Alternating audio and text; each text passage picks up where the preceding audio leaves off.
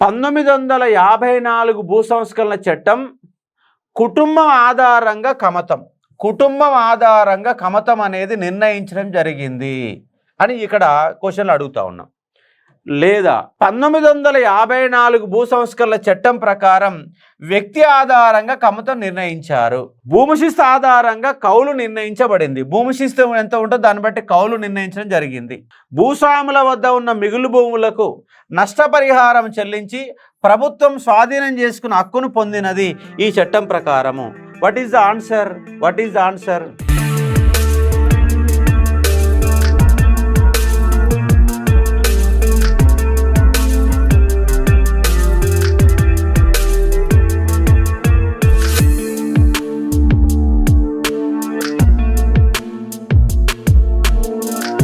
ACD అనేది సరైనటువంటి సమాధానంగా గుర్తుపెట్టుకునే ఒక ప్రయత్నం చేయవచ్చు.